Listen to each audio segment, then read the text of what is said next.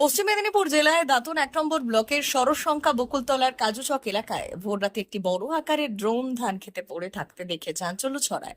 ঘটনাটি ঘটেছে ভোর প্রায় 4টের সময়। খবর পেয়ে দ্রুত ঘটনাস্থলে পৌঁছয় দাঁতন থানার পুলিশ এবং এলাকাটি ঘিরে তদন্ত শুরু করে। স্থানীয় বাসিন্দাদের দাবি, এত বড় আকারের ড্রোন আগে তারা কখনো দেখেননি, ফলে সেটি কোথা থেকে এলো এবং কিভাবে ধান জমিতে পড়লো তা নিয়ে রহস্য ঘনীভূত হয়েছে। ঘটনার পর থেকে এই এলাকায় কৌতূহলী মানুষের ভিড় জমেছে এবং ব্যাপক চাঞ্চল্যের সৃষ্টি হয়েছে। প্রাথমিকভাবে অনুমান করা হচ্ছে এটি কোনো নজরদারি ড্রোন হতে পারে অথবা কোনো সংস্থার পরীক্ষামূলক উড়ান ট্রায়াল চলছিল। প্রযুক্তিগত ত্রুটির কারণেও পড়ে যেতে পারে, তবে এখনো পর্যন্ত প্রশাসনের পক্ষ থেকে আনুষ্ঠানিকভাবে কিছু জানানো হয়নি। পুলিশ ড্রোনটি পরীক্ষা করে দেখছে এবং কোথা থেকে এসেছে তা খতিয়ে দেখা হচ্ছে।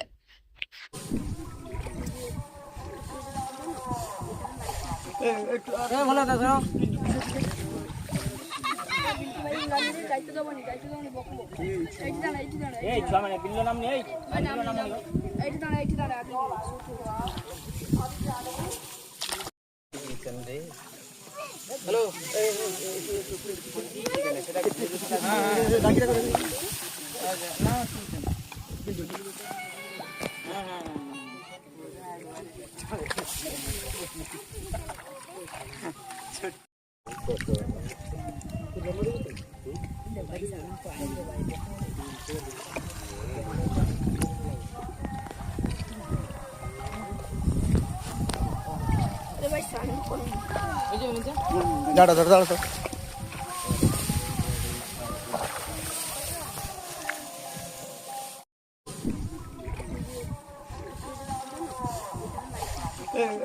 ভালো দাদা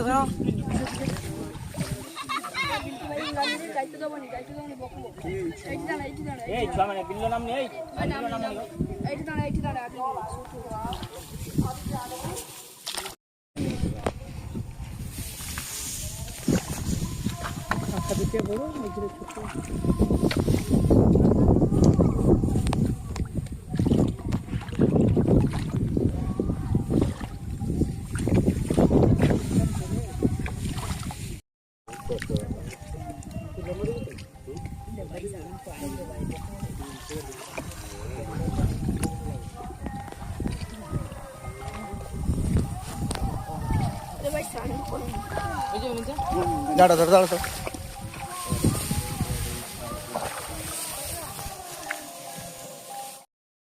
কি করে তো বুঝতে পারছি না। রাত 2:30-3টা থেকে এরকম বিকট আওয়াজ হয়ে এখানে মাঠটায় পড়ে যায়।